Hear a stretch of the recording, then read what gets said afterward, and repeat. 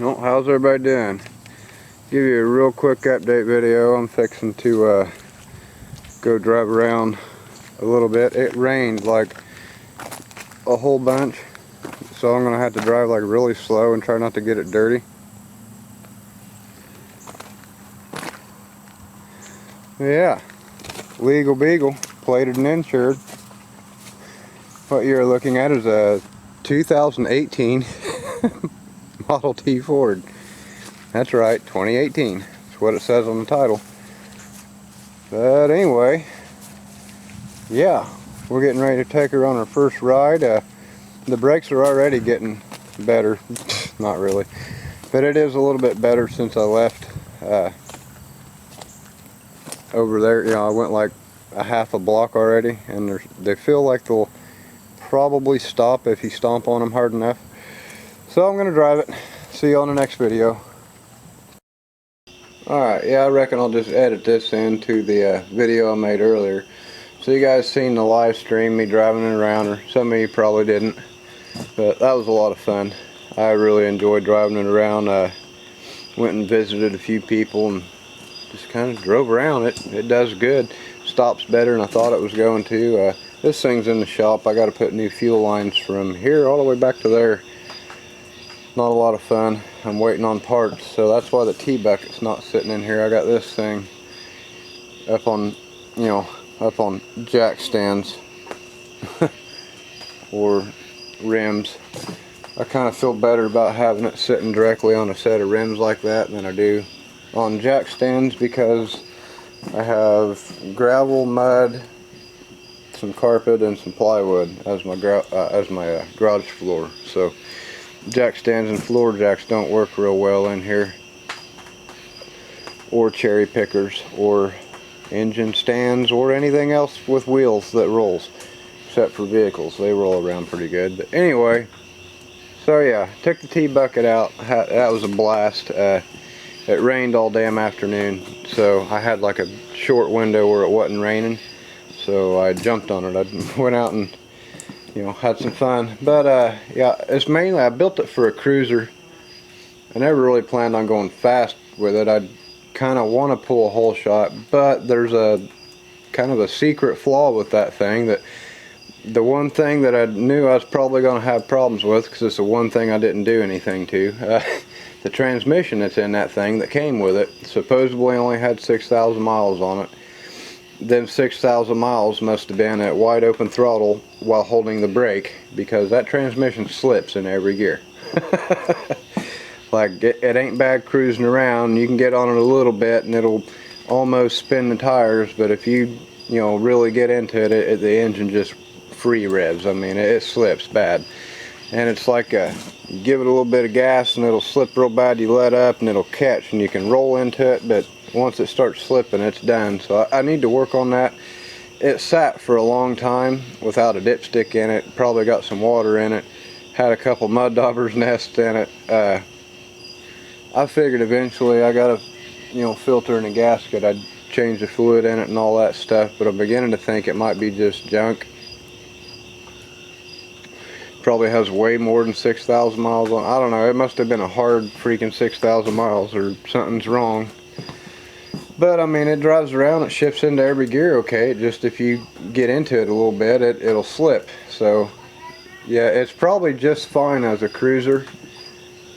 But as for pulling a whole shot or doing any of that stuff, like, I'm sure it's not going to be happy about that. And I would rather cruise it around for a little while and enjoy it before I have to stick that transmission in it. I got a built 4L60 I'm getting ready to get, and I got that 4L60E right there with a stall converter on it.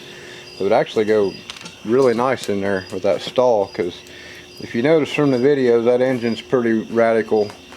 It's got a real wild cam in it, and it don't like to idle so much. So if it ain't all the way warmed up, you put it in gear, it'll try to die, because it's factory converter, you know. It's got like no stall. It's 500 RPM. It's trying to move the damn T-bucket, you know. It's not enough converter for that engine. It needs at least a 2,000 RPM stall converter on it to be right. So I mean, I had a sneaking suspicion I was going to run into things like this, but as it is right now, I could fire it up and drive it. I wouldn't be, I wouldn't really be afraid to drive it anywhere. It runs great, it drives good, it stops okay, steers pretty good. So, I mean, as for cruising it around, it'll be fine probably forever with that transmission. But if I'm going to try to go fast with it, I'm going to have to change the transmission. And like I said, I'm probably going to do that anyway, but you know, I don't want to have to cut that cross member out that's welded in there, because somebody, not going to mention any names, it wasn't me, but whoever put that thing together the first time welded that cross member in there. So if I want that transmission in it, I got to move the cross member back 3 inches or forward 3 inches or something, 3 inches, because there's the transmission that's in it and that transmission is the same length, because I got the long tail shaft turbo 350. Both transmissions are the same length, it'll go right in there, but the cross member on that one would have to go either back farther or forward farther, I don't know. If it just needs to go forward a little bit, I could weld a tab and make a mount for it, but if it's got to move back, I got to cut the whole damn cross member out of it. But anyway, there's a long rambling video. Hope you all enjoyed that. I will make a video on that thing, you know, a better video soon. Big shout out to my grandpa for doing the paint work. He did a bunch of airbrushing on it and put my channel logo and stuff in there. And yeah, I got to help him tape off a little bit. He did all the, you know, all the hard stuff. I helped him like tape around what he taped, because I suck and I'd probably mess it all up. But it was good spending time with him doing that kind of stuff. I really enjoyed it, and it was kind of neat seeing how he airbrushed it and how he did that. And you know, you learn a thing or two, you just step back and kind of watch. So that's how I learn about everything I know. I just kind of step back and watch, let people teach me stuff. But I don't know why I'm pointing the camera at this stupid car. This thing has been a curse for me for like such a long time. And I gave it away, and now I'm back working on it again, which ain't that big a deal. It's just a huge pain right in the butt the way this thing's put together. There ain't no frame under it, and all the lines are all together in this big clump of bullcrap that goes and turns and does all these cute little turns, and they all got this wire crap wrapped around them, and they're all rusted from right about here all the way back. All the lines are just shot. That fuel line is leaking in like 15 different places all the way back.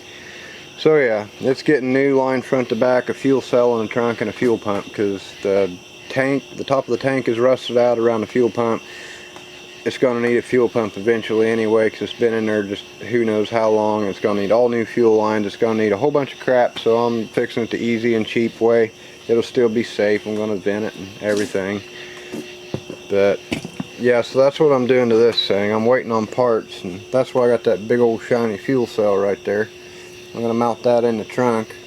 I got an inline pump, high pressure pump, and I don't need a regulator or anything like that, because this has got a return line on it. So just new fuel line here, and then I got a return line right here.